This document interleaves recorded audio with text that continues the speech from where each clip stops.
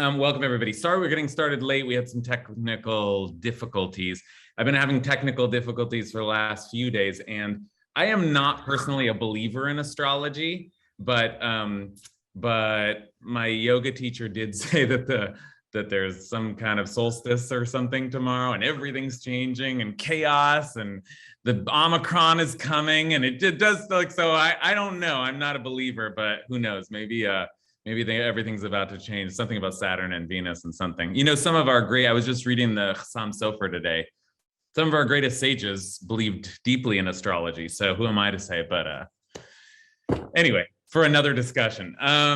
Here we are, and we are. If technical difficulties are creeping up and you know, quarantine, you know, returns, you know, like if there's chaos in the world, then maybe we're well timed to do what we're going to do after this class, which is to take a couple weeks off, sort of as if this were a semester. This time when I and many of us will be traveling, we're going to take a couple of weeks off, and we'll come back the second week of January. And what I want to do then, I'm feeling good about where we're at. What I want to do tonight is try to wrap up a project that I think we've been working on since we started this fall, and then be well positioned to take a little bit of a different approach when we come back in the winter, spring. And that is to say that we have, so far, what I've been trying to do is give us a kind of some of the basic building blocks of Jewish prayer. Just asking the big and basic questions. Where does the tradition come from, and what are the key elements of the tradition of Jewish prayer? We looked at some really big kind of, you know, like prayer defining topics at the outset. Does prayer replace the sacrifices? What does the word prayer mean? We looked at some of those big things, but in these last classes, we've kind of, as I said, we're building, and so there are building blocks. And in these last classes, we've kind of pared it down, looking for the core of Jewish prayer, to two primary building blocks: the Shema and the Amidah. Okay, and we are now. Last week, we looked at the Shema the Amidah in greater depth. I'll review that a little bit. What are all the pieces that go into the Amidah? Today, we're going to do the same thing with the Shema. We're going to break down the Shema and look at all the pieces, just structurally. And then once we've done that, we'll be ready to see an actual Jewish prayer service come together. We finally have enough pieces here that we can actually start to formulate a full, total Jewish prayer service, and the one that we will be looking at tonight, the prayer service that does that most easily for us, as Hal and Kathy guessed, is Mariv, the evening prayer. And actually, that's a good place to start looking at services, because it's, by Jewish reckoning, it's the first prayer of the quote unquote day, right? There was evening and there was morning, so our days start in the evening. So Mariv, the evening prayer, is actually the first prayer, and you know, Mariv, then the next days, the next prayers of the day will be the morning prayer and the afternoon prayer. All of those three are there's three standard prayers a day, and all of those the three prayers have slightly different structures, and the morning prayer is much bigger, so it'll take a lot more of our work. The afternoon prayer is actually much simpler because it doesn't have a Shema. So Mariv actually has the key components that we've been looking at, and not much more. So it's a really great prayer for us to start to see all of the pieces come together. Okay. I wanted to just give us a visual of that before we actually look at Mariv. And I was trying to figure out how to do it. I tried to be creative, but I'm not very creative. I was like, maybe I'll do a PowerPoint, or I'll draw, graphics. spreadsheet. I was like fiddling with all the different, and in the end, I just did an outline. It seemed like actually the easiest and best way to just speak out a little bit of where we've been, not just speak out, but map out a little bit of where we've been and what we're going to do tonight. So let me give you, this is really just a notes on a page, but I think it will be helpful. I'm going to put it on screen so you don't need, but I always provide a link in case you want to click on this. So let's just review kind of what we have so far and what's missing in what I would call the core of Jewish prayer. And in fact, the word that my mind goes, you could use a lot of words when you talk about building, words like architecture, like, framework. But the word that I always find my mind gravitating towards is skeleton. There's a basic skeletal structure that is the bones of our prayer. And once we understand the pieces of the Shema and the Amidah, we might think of everything else as just further limbs, more body parts that we're learning about. But if we can see the Shema and all its pieces and the Amidah and all its pieces, it's almost like we have the skeleton, or maybe just the skull and spine. I don't know how far to take this analogy, but let's just take a look at what I mean in this, as I said, not very sophisticated, but I think pretty straightforward. Notes that, here we go. This is what I've just linked you to, and it's the Shema and the Amidah. And the Shema, I'll just remind us of some of the basics. The Shema is something we say twice a day. Hear, O Israel, the Lord is our God, the Lord is one. Let me make this bar a little smaller. There. Hear, O Israel, the Lord is our God, the Lord is one. It's a biblical requirement, meaning it's in the Torah. The words of the Shema say these words. So with the Shema, we are doing something the Torah tells us to do. And in that sense, we also have considered several times now whether or not the Shema really ought to be called a prayer at all, or something more like a statement of faith.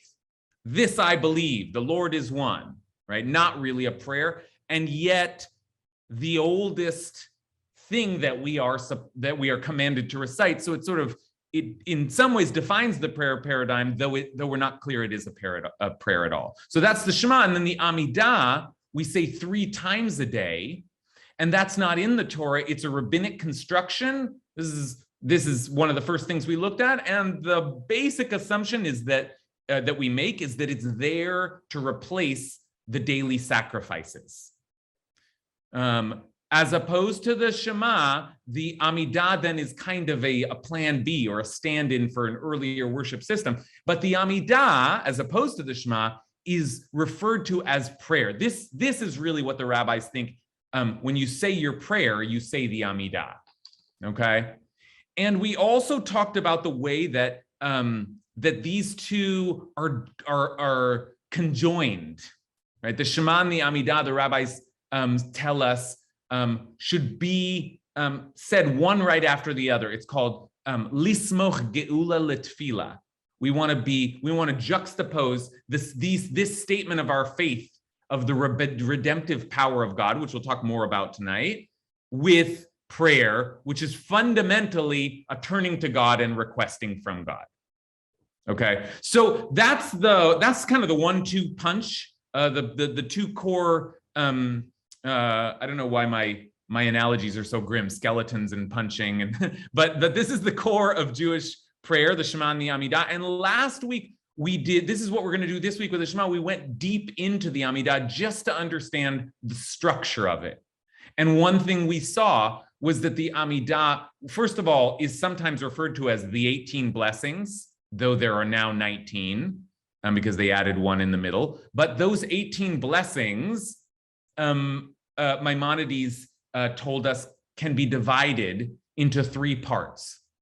The first 3 were praising God. The middle 3 were all kinds of requests. Originally there were 12, now there are 13 because at one point Rabbi Gamliel decided he wanted to put in a blessing,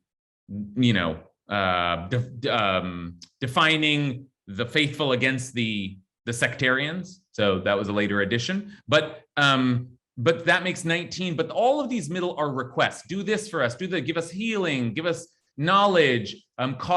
Forgive us. Hear our prayers. We talked about this last week. And then finally, the last 3 blessings are blessings of thanks.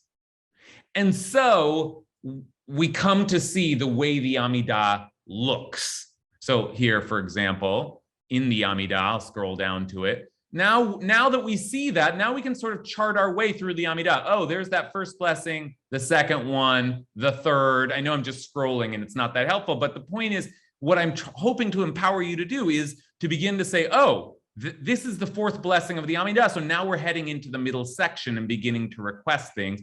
And I also learned that there are 19 blessings. So at a certain point, they're going to end. Oh, there's the Thanksgiving blessing. I'm close to the end, and then I'll finish the Amidah. So that's the kind of knowledge that I want us to have for the Shema and the Amidah as the core. Once we can begin to understand this structure right here, we will have a sense of the basic skeletal structure of Jewish prayer. So with that said, our job tonight, I'll just name it and then we'll say a blessing and take a breath and begin, is to understand the Shema itself, the structure of the Shema, which we've mentioned, but we haven't gone into, and then the 2 blessings before the Shema and the either 1 or 2 blessings after the Shema.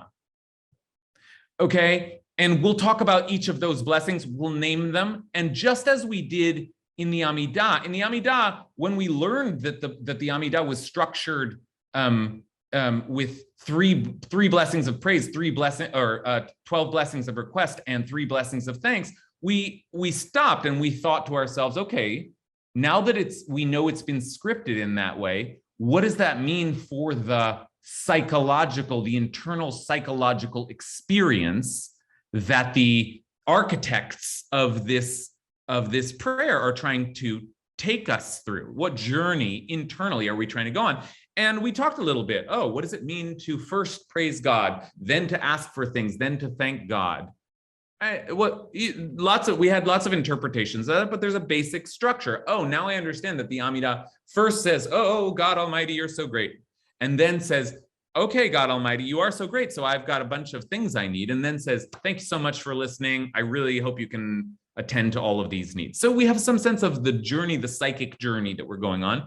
And we're going to try to map the psychic journey of the Shema as well. And we're going to ask questions like, if there are 3 paragraphs in the Shema and they're each doing something slightly different, why those 3? Why in this order? If there are 2 blessings before the Shema and they each have different themes, why those themes before we say the Shema? So that's the work that we'll do tonight. And when we're done, we're going to be actually doing this through Mariv.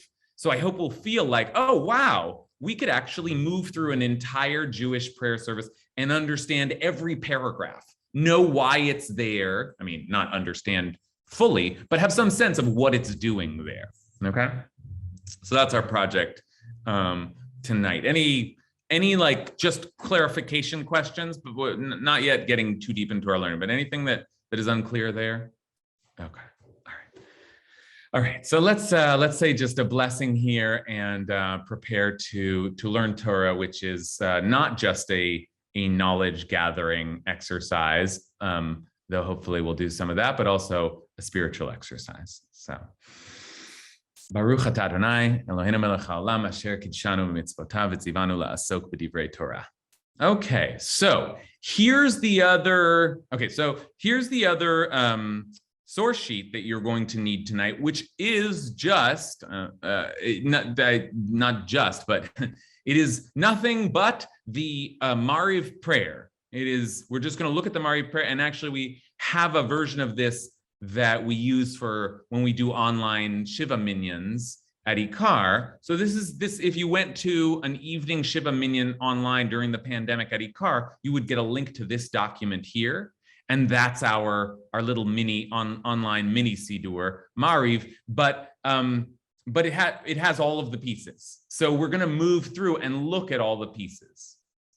Okay. Now remember, first we're going to look at 2 blessings before the Shema, figure out what they are. Then we're going to look at the Shema itself, and then we're going to look at the 2 blessings after.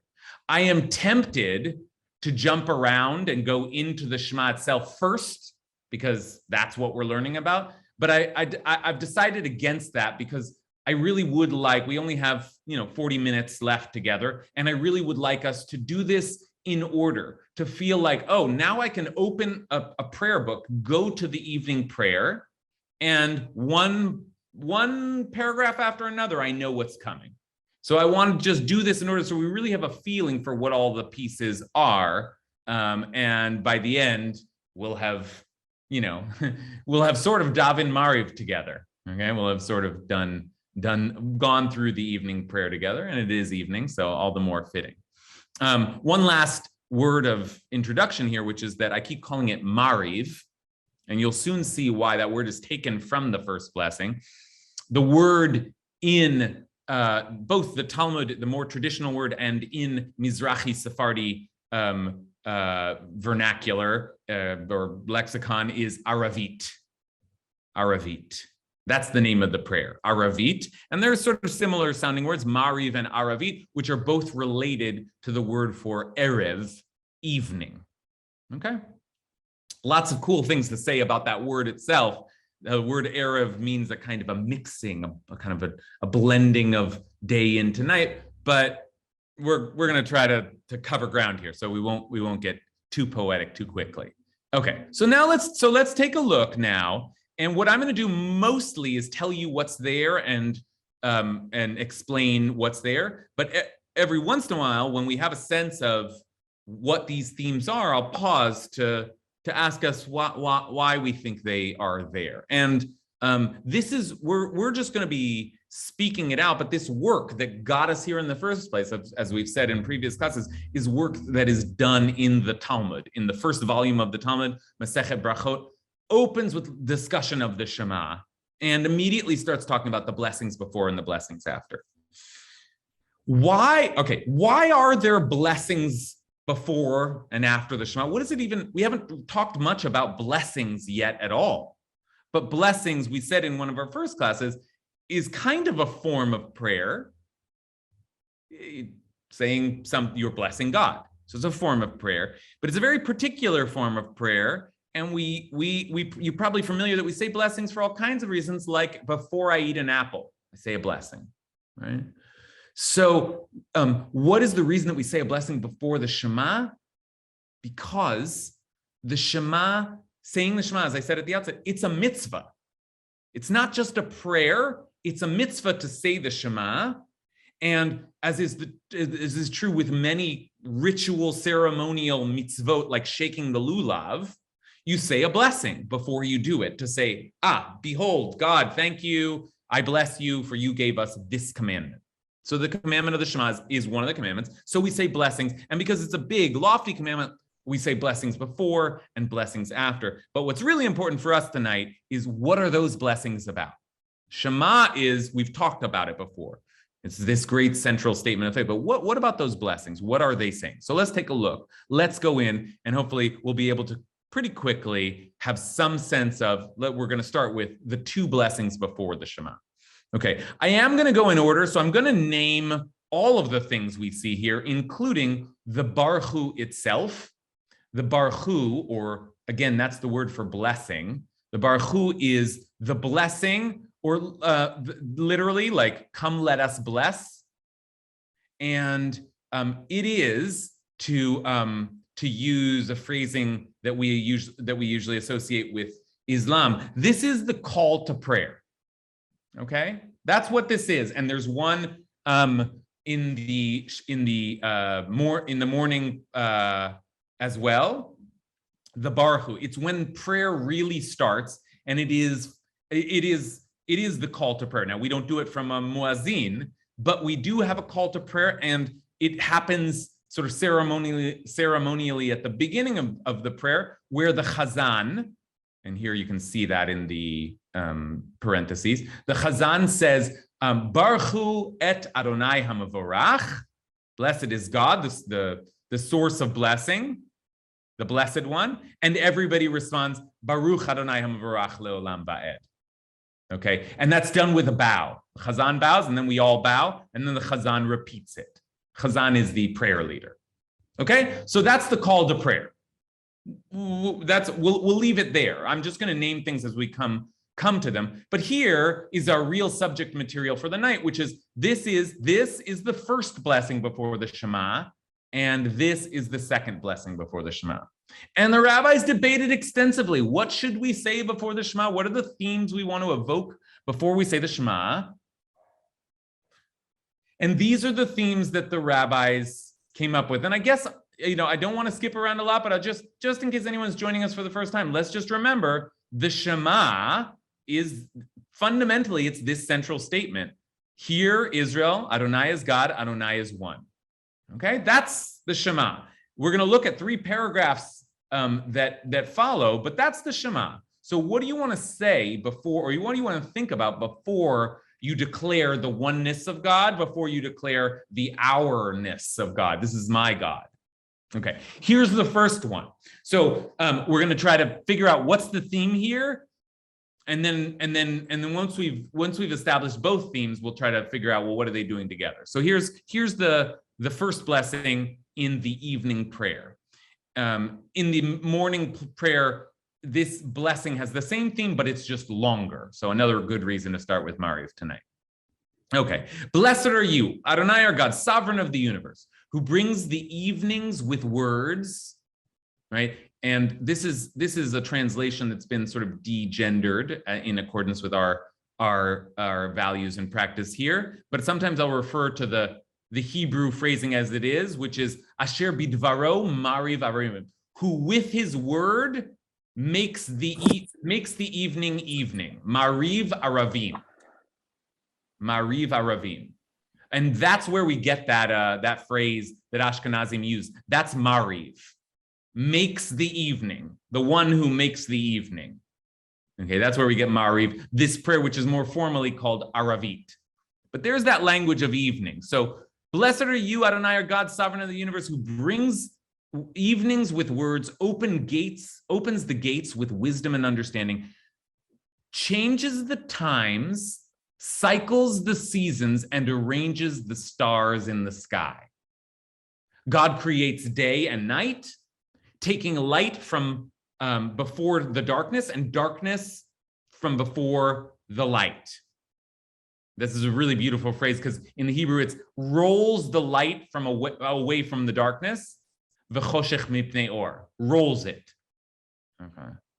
God makes the day pass, bringing night, making a separation between them, the God of hosts, just God of celestial heavens hosts. That's a little bit of an archaic word, but Tzavaot Shmo, the gods associated with the heavenly hosts. And then finally, the closing, what we call the Chatima, the sealing. If you want to know what a blessing's about, the first place to look is at the end, even though we've figured out some good stuff here in the middle. The Almighty, who is living and enduring, is always there for us. Blessed are you, Adonai, who brings the evening. Okay, so what do you see here? What is the theme of this first blessing? Let's try the chat for this one, just because we're going to name it. We'll do more discussion for our more interpretation questions. What's the theme of what are you seeing here? You just put in the chat this theme of this first blessing. Good. Payam says creation. That's right. That's correct. That's correct. Anyone want to add anything to that though? Payam in some ways that's the right answer. That's the form. Oh, I see some good answers. Bringing a new day, order, in time of transition, Hashem is constant. Change, Hashem performs all daily miracles, making a distinction like in the morning blessing. Good. So you can see, Payam's right. It's about creation. God the creator, God the source of creation, but it's also about the cosmos in general and the way that the cosmos is constantly turning and changing. It's about the cycles of the natural world. Okay, surely, yes, creation is important. Theologically, God as the creator, the creation, it's one of the central themes of the Torah. So that's important, but you see a particular description. I see more setting rules, boundaries, cosmic cycles, the ongoing working of the universe, Bereshit, creation itself. Okay, so that's right. So now let's just name that in our little notepad here. Let's just say, okay, so 2 blessings before the Shema. The first one is about creation, cosmos, order, cycles, nature, right, etc. Okay, that's the first theme, but it's a theme of creation, I think is right. That's well named. Okay, let's just now I want to just move to the second blessing so that we have that in mind, and we at this point already could stop and think, well, why would we summon creation before we say the Shema? That's something to think about. But they gave us 2 blessings to say. There were 2 things the rabbis wanted us thinking about before the Shema. So let's do one more and try to identify the theme again, and then we'll open it up and speculate a little bit. Okay, this is the second blessing. Again, in both the morning and the evening, the second blessing shares this theme. Ahavat olam, with everlasting love, you loved the people Israel. You taught us Torah, mitzvot, commandments, statutes, and laws. Therefore, Adonai our God, when we lie down and when we rise up, we will speak of your statutes and rejoice in the teachings of your Torah and mitzvot forever. For they are our life and will lengthen our days. We will meditate on them day and night. Never take your love away from us. Blessed are you, Adonai, who loves the people of Israel. Okay, and then we'll say that right after that, we'll say the Shema. So that's the second blessing. First one is creation. What's the theme here? What are we seeing? Let's do this in the chat again, just so we can, because that's a good way to pull out a bunch of different thoughts at once. Okay, good. Our relationship with God, the specific relation, the covenantal agreement between God and the eternal people of Israel. That's good. That's absolutely right. What Henry said, it's relational.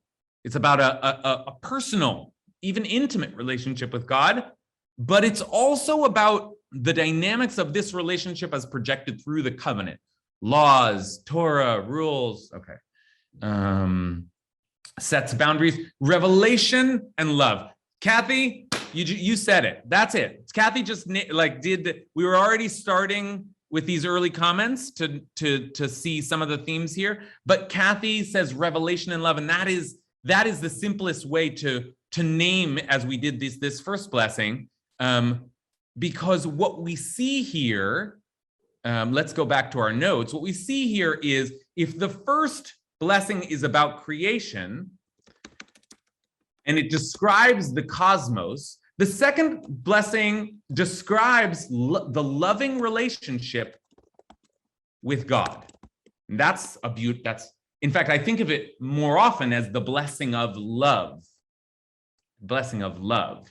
But Kathy's right that there's another scheme going on here. So the first blessing is about the cosmos. The second blessing is about love. The first blessing is about the universe. The second blessing is about what's going on in the heart. So you can already see there's something very different happening in those 2 blessings, but it is also true, and many have noted, that the first blessing is about creation and the second blessing is about revelation, because that loving relationship is mediated through the Torah, through the revelation of the Torah, through the covenant, through the laws. We're so happy and we love God so much because God gave us all of these things. When I teach Jewish law in a law school setting, I often start with this blessing because I want to show them how wild it is that Jewish tradition sees law as an object of an expression of love. Okay, like that's a wild thing, but it's also true then that Jewish tradition sees love as potentially mediated through law, which is not the way we usually think of it. Okay, so there we go. We've got now the 2 blessings before the Shema, and they are the universe and love, or put differently, creation and revelation. Now, let's now, that's already good work. And I see more good comments here. Sealed love between us and the Holy One, and our love with the Holy One. Love between God and the people of Israel and Torah. The two blessings move. Oh, so Mark is starting to, this last comment is starting to do what I'm now going to ask you all to do, which is to reflect on what's going on with these two blessings. The two blessings move, Mark says, from the vast universal to the more specific revelation to the people of Israel. Okay, so that's one way of thinking about what these blessings are doing. One asks us to consider the world, the universe, everything, God's power as simply the ground of all being. And the second blessing is a different kind of relationship with God. It's a personal one. It's an intimate one. It's one that it's a particular one, the God of Abraham, right? So both the God that is everything and also the God that is mine. And I will note that dynamic parallels what we say in the Shema. Shema Yisrael, Hear O Israel, the Lord is our God. We have this relationship with God, but the Lord is also one. The Lord is also the force over everything that is the God of all people and all forces and everything. So you can see now there's a little bit of a parallel structure here. Everything but loving, and then the Shema says our God, but one God. Okay. All right. So let's keep doing this for a little bit. What is this kind of 1-2 blessing setup that we're getting for the Shema here? Payam, can we see you? I don't have video. No video. All right. We'll just admire your name. Aren't these two blessings saying thank you for the Shema itself? Aren't they very much more particular than the universal aspect we're giving it? Because instead of just saying thank you for the Shema, they're just describing what the Shema is in each one of them. I always viewed it as saying thank you for giving us the Shema. Yeah. I mean, it doesn't say thank you for giving us the Shema, but it is a blessing over the Shema. Payam's right to a certain extent. These blessings are essentially our way of saying thank you for giving us the Shema. That's what blessings are. And now that we've noticed that the blessings don't just give us two themes, but actually in some ways suggest the themes that we ought to be paying attention to in the Shema, there's a way in which Payam's formulation makes a lot of sense. Rabbi Zaki, what do you think? I was thinking that when it's preparing us to do the mitzvah of saying the Shema, you have to really connect to who you're speaking to by saying the first two preparations for speaking it. Okay, yeah. It's speaking and hearing. That's right. I think that's right too. That in some ways it's presumed, but it's true what Rabbi Zaki is saying. We don't just jump into the Shema. We need a moment. It's not just the technical reason, oh, this is a mitzvah, you have to say a bracha for a mitzvah. There's plenty of mitzvot you don't say a bracha before. It seems that the rabbis wanted us to pause a little bit and to reflect on who is this God that I will be reflecting upon? What is the nature? And think about it for a second. This God is the creator of the universe, and this God is the one that revealed on Mount Sinai. Okay, those are important things. Now think about those two things, those vastly different kinds of experiences, and remember those two things are actually one thing. Those two, that's the God is the source of both of those things. All right, let's try one more spin. Mark, who gave us already an interpretation in the chat. I think that when you look at the Torah, Mark, we can't hear you very well. Sound.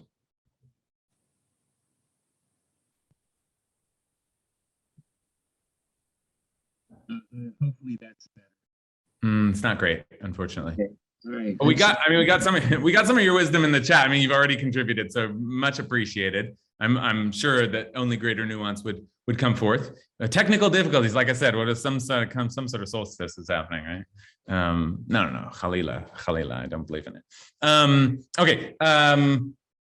Okay, so that's good. That's the kind of work that we want to do. We want to identify the themes for the blessing so that we know what when we say that first paragraph before the Shema. Okay, there's a paragraph there, and okay, it's good to memorize it, and it's good to know. But remember, the authors of this prayer are trying to get us to think about creation, think about God, the shaper and changer and mover of the universe. And of course, it is evening. We are looking at the stars coming. It's all thematically correct, but it's also a setup for the Shema itself. And so too, in the morning, the blessing will be written a little differently. Bore Yom V'Layla, like the one who creates the light and the day, because it's a little bit of a different setting. But again, it's creator, creation, revelation. Okay. Now let's take a look at the Shema itself. Okay. So here's the Shema itself. And we have looked at the Shema, so I'm not going to do it all over again. I'm not, for example, going to spend a lot of time talking about this central statement of the Shema, which we've had a chance to think about and analyze. But I do want to show you all the parts that are in here, because these are the things that kind of confuse us as we move through the prayer. Wait a minute, I know what the Shema is, but what are these three words before the Shema? El Melech Ne'eman. Okay. So those are there. I'm just going to mention these things and we won't spend much time on it, but just so we know literally everything that's in Mariv. So El Melech Ne'eman are three words that mean God, faithful, sovereign. And you don't say them if you're praying with a minyan. You only say them if you're praying alone. And the reason for that, I think someone is unmuted. I keep hearing some background noise, so check your mutes. The reason for that is because at the end of the Shema, we will get to this, the Chazan repeats the last three words, says Adonai Elohechem Emet. And when you're praying alone, you don't have that repetition. And so you add three words. You add three words to fill, and this is crazy, but it's the most common explanation. There are 245 words in the Shema, and the rabbis believed that the body had 248 parts. And so the extra three words, this is just like Kabbalistic stuff, but I don't know of a better explanation. The extra three words are there to bring the 245 to 248. Okay. But the truth is, those three words, El Melech Ne'eman, also spell out Amen, like the affirmation Amen, Aleph, Mem, Nun. And so another way to think of this is just you finding a way to say Amen to your own Shema. Okay. But that's all I want to say about that. It's not a critical piece of the Shema, but you'll see it there. So if you're alone, you start by saying El Melech Ne'eman, God, faithful, sovereign. Okay, then the Shemash. Hear, O Israel, the Lord is our God, the Lord is one. We've looked at it before, so lots to say there, but we'll leave it aside for now. And then one other thing that we have to note when we pray, which is that they stick in another line, which tradition has us recite in a whisper, quietly. So you may not even have noticed it. But the Shema is chapter 6, verse 4 of Deuteronomy. The Ve'ahavta, which we'll soon get to, is chapter 6, verse 5. So this is just an interruption. Okay, this is let's go to our skeletal structure. Deuteronomy chapter 6, 4 through 9. That's the first paragraph of the Shema. Okay, but we stick in an extra line. Blessed is the name whose sovereignty is eternal. Blessed is the name whose sovereignty is eternal. Now, what does that sound like to you that we've seen already? It's a little bit like the call to prayer. And indeed, this functions as, once you say the Shema, it's almost like the community has got to respond. Hear, O Israel, the Lord is our God, the Lord is one. Absolutely. Blessed is the name. Blessed is the name. Now, just one other, the most traditional answer is sometimes the strangest, but the most traditional answer given is that when Jacob died, Jacob's son said to him, Shema Yisrael, listen, Israel, the Lord is our God too. The Lord is one. We accept your God. And what Jacob responded was, Baruch Shem Kavod Malchuto Le'olam Vadeh. How great. Oh my gosh, you're all on board with the project. How great. So that's the tradition, but it really functions, again, kind of like a call and response. And again, we whisper it, except on Yom Kippur. And that tradition is because we have some idea that most of the time it's something that the angels say, and we don't speak it out loud because it's not really like our place to speak. Okay, but that's we could do a whole class on Baruch Shem Kavod, but I think we're just going to move on for today. Okay, every little line here, little tidbits of history and narrative and symbolism, but let's just get back to the Shema. Okay, so the Shema. We have read together the first paragraph, but there are two other paragraphs, and I want to look at them just so, again, we have a sense of, okay, the rabbis know that you have to say this first paragraph because it says in the first paragraph that you shall speak these words when you sit in your house and when you walk on the road, when you lie down and when you rise. There's that lie down and rise. That's why we say it twice a day. So the Shema itself says to say it. We know that. But why do we say these other two paragraphs? All right, so let's just look at some core themes here. The main theme of the Ve'ahavta is a very famous first paragraph. Right after, Hear, O Israel, the Lord is our God, the Lord is one. The main theme is you shall love God. Love God with all your heart, with all your soul, with all your might. And these words which I command you today shall be upon your heart, and you shall teach them thoroughly to your children. And you shall speak of them when you sit in your house, when you walk on the road, when you lie down, when you rise. You shall bind them as a sign upon your hand, that's tefillin, and they shall be for a reminder between your eyes, and you shall write them upon the doorposts of your house and upon your gates, and that's mezuzah, and we talked about this before. Now, I'll just note for tonight the obvious thing, which is that this is about loving God. And the last paragraph that we looked at, the second blessing before the Shema, is about God loving us. Okay, so that's pretty straightforward. And I've heard Rabbi Brous many times refer to this as kind of a love sandwich. Like Shema, God, our truth, the oneness of God is in the middle of love, of God's love to us and our love to God. Those things that's not a coincidence. Clearly not a coincidence. That's scripted. Okay, so we move from God's love to returning that love. And that's the first paragraph of the Shema. Okay, now the question is, what about the second and third paragraphs of the Shema? I'm not going to read through them all to you, but I want to give you the most basic understanding of what they are doing there. Now, this is from Deuteronomy chapter 6. This paragraph is from Deuteronomy chapter 11, and it seems very similar, right? Look, to love God with all your heart and with all your soul. That's Ve'ahavta language. Okay, there are some shifts. This, you shall love your God, is in the singular, and this, all of your soul, is in the plural, your souls, nafshechem. So there are some shifts, and there is, in a different class, we could do careful analysis of the difference. But for our purposes, I just want to speak out what is understood to be, why do we say not just the first paragraph of the Shema, the Ve'ahavta, but also the second paragraph taken from Deuteronomy chapter 11? Because it does repeat the same themes, but now it tells you what happens if you do this.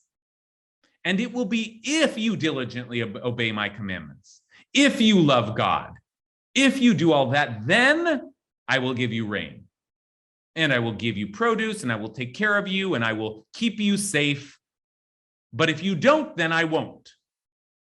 Okay, now, that's obviously that's a tough theology, okay? And we don't have time tonight to sit and wonder, what? That's not true. I don't agree with that. But just structurally, that's clearly where the Shema is going. There's love. And then the second paragraph is, and this is what happens when you're in that loving relationship with God. God will fulfill God's promise. You fulfill your promise. God will take care of you if you, etc. Okay. Again, I'm not here to justify that theology or explain it. It's, obviously that would take a different kind of class, but that's basically what's going on from paragraph 1 to paragraph 2. paragraph 3, sort of strangely, is about tzitzit, the mitzvah of tzitzit, of wearing fringes on our clothing. Why is that there? All of a sudden talking about tzitzit. So again, the most basic understanding of why that is there is that in the paragraph on tzitzit, we look at the tzitzit, we're told, and remember all of the commandments of God and fulfill them. Okay? So there are really 3 paragraphs which are kind of saying the same thing. Look, don't follow after your heart and eyes. In the last paragraph, it's like, oh, lest you get lured away and turn away to worship alien gods. You see these themes repeated from paragraph to paragraph, but the focus is different. The focus of the first paragraph of Shema is love God. Second paragraph of Shema is, if you love God, it will go well for you. Third paragraph of Shema is, and you will need reminders to do that. Okay, that's the basic structure of Shema. Okay. Now, we have talked about Shema before, and our hour is running down. I want to make sure that we get to the second 2 blessings. So I think right now I'm not going to take our time to wonder about that rhythm, that flow, that structure, which we really should devote some time to thinking about. What is the psychological journey from saying, I should love God, to adding, and if I love God, it'll go well for me. And then to adding again, and I need reminders in order to, what's happening there? What kind of narrative is being mapped out in thinking about that task of loving God, right? Which after all, that whole task of loving God is predicated on God being one and ours. We've made our statement about God, and everything after flows from that statement about God. But that's the structure of the Shema, okay? That's the structure of the Shema. So now what we have is, we have the 2 blessings before the Shema. We have the Shema itself, which has its own 3 paragraphs with their own rhythm. Let's just speak out what they are saying. Love God.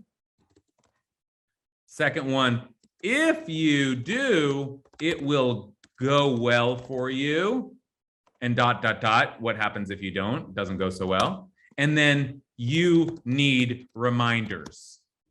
Okay, that's the basic structure of the Shema.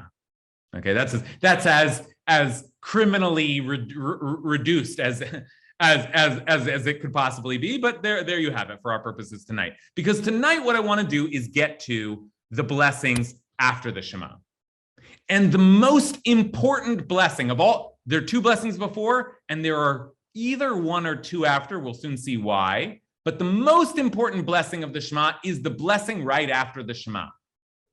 So let's take a look. This is the most important blessing, and we've actually heard about this theme before. So let's go in. So now we're done saying the Shema, and remember, at the end of the Shema, the Chazan repeats Adonai Elohechem Emet, which means, where is that? Here it is. I am Adonai, your God, truly. Now, again, this is more of an aside, but just so we understand what's going on, the word emet, truly or truth, that's not in this paragraph. That's actually the first word in the next blessing. The next blessing is, we truly and faithfully affirm. But this custom of repeating the last, not 3, but the last 2 words, I, the Lord, am your God, and then adding emet, is simply because, and this is sort of a beautiful thing, is like, you can't say, I, the Lord, am your God, and then have a big break between that and the word for truth. Because God can't be separated from truth. God is truth. So we repeat, before we get into the second blessing, we repeat those last 2 words and then quickly say the next word of the blessing, truth. I, the Lord, am your God, am true. Okay, so that's what's happening there in that moment. That's why we say those 3 words again. What we're really doing is saying the last 2 words again, and then the first word of the blessing after. Adonai Elohechem Emet is true. All right, so because we don't want that separation. But now let's take a look now at the blessing right after the Shema. I see where, by the way, looks like I guess we started a little late tonight. So it looks like we'll be 5 to 10 minutes after the hour tonight. Understand if folks have to go, but I'll try to try to wrap this up. But this is important. We got to get through the Mariv structure here. Okay, where am I? Oh, let's go back into the prayer. We are now going to identify what is this last blessing about. Well, we truly have and faithfully affirm that this is our God. Here, we're going to start here. And there's no other. And we're Israel, God's people. And God redeems us from other rulers, delivers us from the hands of tyrants. God brings judgment for our oppressors, retribution upon our mortal enemies. God performs greatness beyond comprehension. Numerous marvels and wonders. God sustains us in life, not to allow our feet to falter. God guides us over our foes, exalts us with strength over our enemies. God performed miracles for us upon Pharaoh with signs and wonders in their land. God slew all of Egypt's firstborn, bringing Israel to lasting freedom, leading them through the divided sea of reeds as their pursuers drowned. God's children saw that mighty power and thankfully praised God's name. They willingly accepted God's sovereignty. Moses and the people Israel sang this song to you with joy. Okay, I think you've gotten the gist. Let me just jump to the closing. Remember, if you want to know what a blessing is about, look at the Chatima, the closing. It is said, for Adonai has freed Jacob and redeemed him from a hand mightier than his. Blessed are you, Adonai, Ga'al Yisrael, who has redeemed Israel. So, what is the theme of the blessing after the Shema? In the chat, or just say it, mouth it, or just, yeah. What's the theme? 1, 2, 3. Redemption. Redemption. God redeems, and redemption is we don't use that word that much, but redemption in this case is a reference most directly to what event? That's right. Salvation from slavery in Egypt.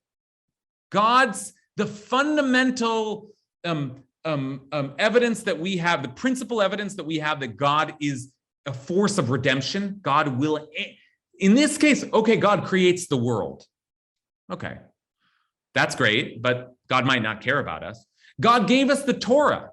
Well, that's great. I love the Torah. We could learn all night, but what do we do if we're suffering, though? What do we do if we need something? For that, we need the God of redemption. Okay, and here I said many others have identified this before, but let's just type it out, and then you'll see how nice this 1, 2, 3 structure is. Because what we have here then is the two blessings before the Shema are creation and revelation, and the blessing after the Shema is redemption.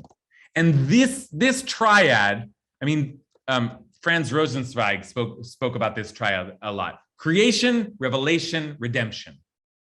Creation, revelation, redemption. That's Genesis and Exodus right there. Those are the three great things that we say about our God. God the Creator, God the Redeemer saved us from Egypt, and God who revealed the Torah to us. But in this case, we switch the order and we put redemption afterwards, because redemption is really the thing that we are holding on to, that we're keeping in mind before we go into the Amidah. And why? Well, we've spoken this out before, because the rabbi said it's important to be lismoch geula letfila. You have to take the memory of the redemptive powers of God, the consciousness of that. You called God to mind. That's what the Shema has been all about. And you've called out all kinds of things about God, your loving relationship with God, God's creative capacity. God is the revealer of the Torah. But the thing you want to be walking into the Amidah with is God the Redeemer, Ga'al Yisrael.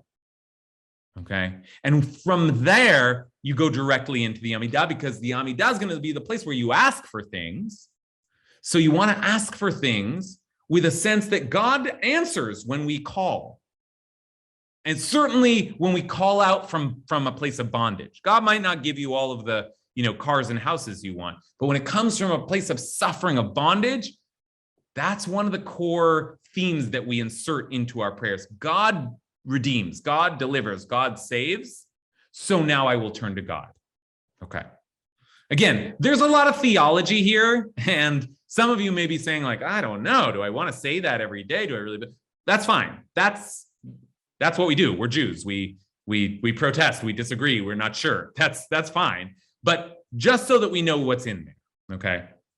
And now we're pretty much at the hour, so that's great. But we have this. I need that 5 minutes back, because we do have one more thing to do.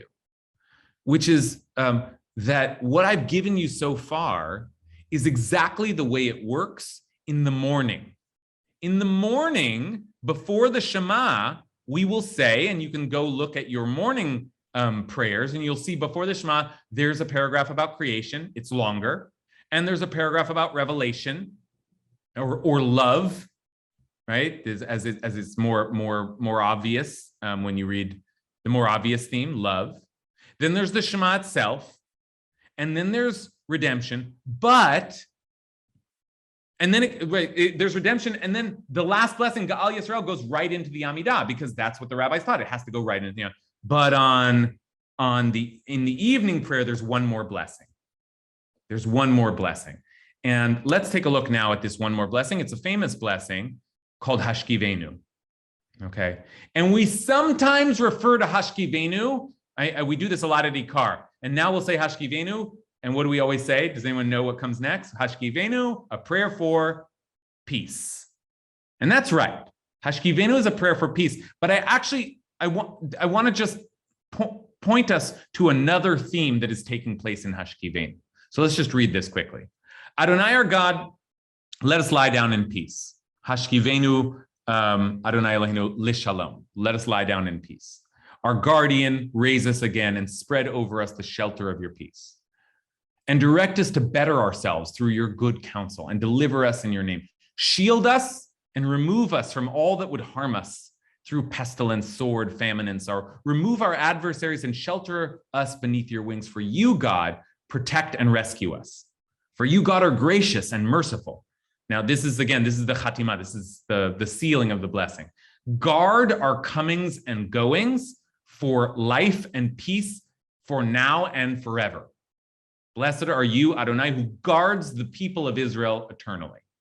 Shomer Amo Yisrael la'ad. Okay, so yes, peace is one of the themes, but what's the other theme that you see there?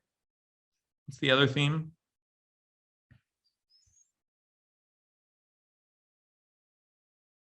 Ariella, you want to name it for us? Guard. Guard is good, yeah. And he watches over us. Exactly right. God who is the guardian, God who is the protector, God who watches over us. Now, let's just fill out our form here so that we have it now a complete skeletal structure. Guards us for peace. I'm not sure, but guard redemption and guards us for peace. It is about peace, but it's really about guardianship, right? Protection. Guards, protects. Okay. Okay, now this is the last thing. So that pretty much gives us all of the information we need. We spoke for a minute about creation and revelation and why those two themes might precede the Shema. Redemption we've spoken about before, and I pretty much spoke it out for it. Why is redemption there? But then in the evening, there's this extra blessing, the guarding. Now, why do you think there's an extra blessing asking God to protect us in the evening? That's not there in the morning. In the morning, there's 2 blessings before Shema, 1 blessing after. In the evening, 2 before, 2 after. So why is there the extra blessing that asks for God's guardianship? Hal?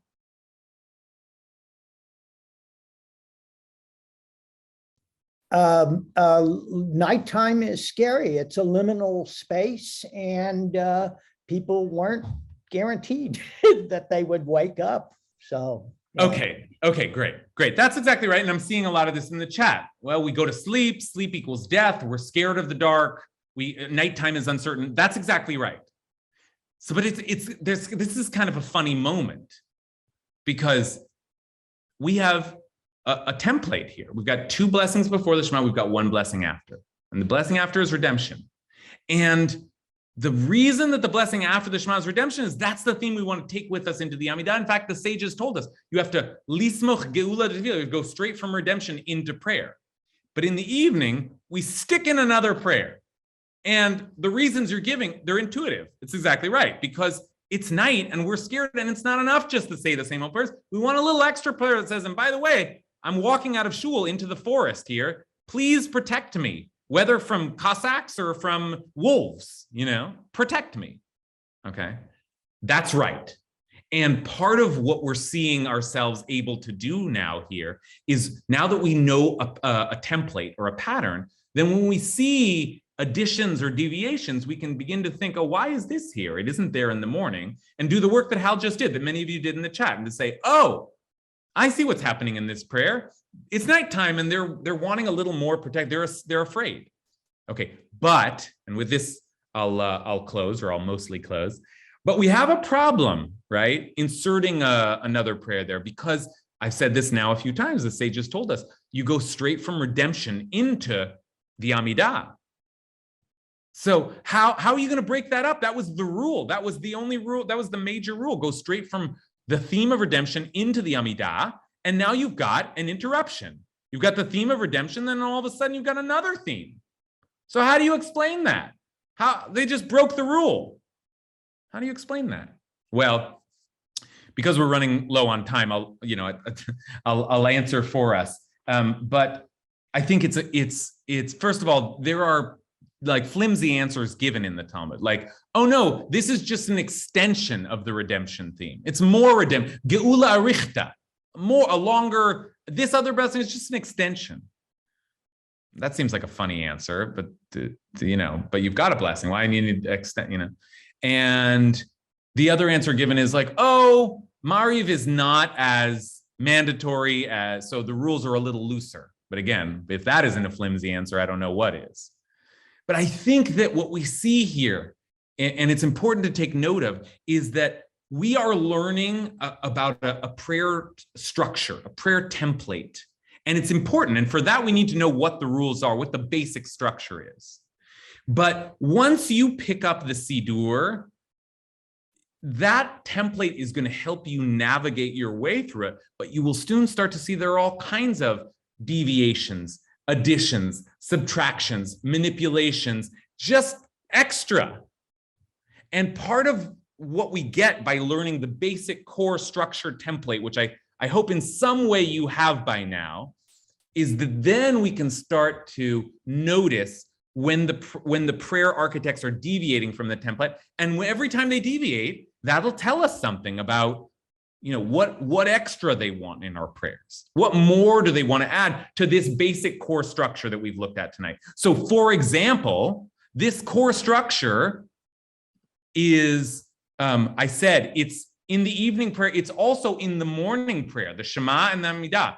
But in the morning prayer, there's a whole prior section, which we'll talk about in 2022, God willing. And that's Psuke de Zimra, up here somewhere. Like all of these extra psalms that we say. Now, why do we say those extra psalms? Well, we'll have to stop and think about it.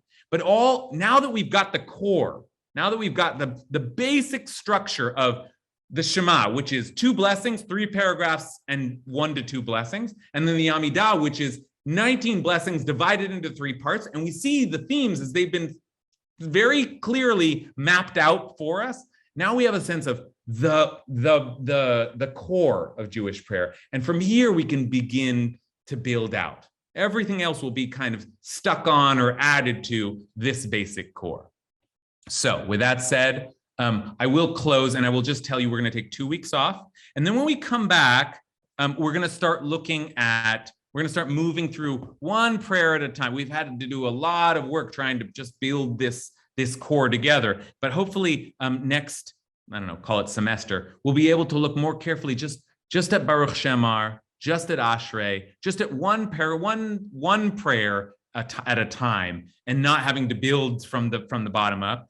And I think that the other thing that I want to start doing is beginning to incorporate more free-flowing discussions of the theology behind prayer. So I think what I'm going to start doing next in January, not the first week, but the second week, is we'll do 1 week of intense textual analysis of a prayer, and then we'll do another week of more theological speculation on the reason for our prayers, because I think both of those activities are important. And, if you prefer one or the other, then you can just start to figure out which week we're on and take that half of the class. That's possible too. But I hope you'll stick with me, and I hope you'll to see you again. It's been just really wonderful being able to finally do this thing that I think you've been calling for a long time, because this is tough stuff. And it does actually require us doing some of what we did tonight, which is just like pushing through and naming things and explaining things and pushing through and naming things and explaining things. But, you know, look at what we left with. We left with, I think, this is a pretty nice template. And if you understand this structure, and you may want to review it and study it again, you've got a lot of information. You've got a lot of themes. You've got a lot of ideas here that make up this core of Jewish prayer, this thing that we say, this part 3 times daily and this part twice daily. Now you have, I think, the basic skeletal structure of Jewish prayer. So I hope that feels helpful to you. And I will teach one more class on Thursday, my Parsha class, and then I'll be on break for a couple of weeks. I hope you all have a healthy, very healthy, and also hopefully relaxing winter break if you can take it. So love you all, and if you haven't said your evening prayer, now you know how.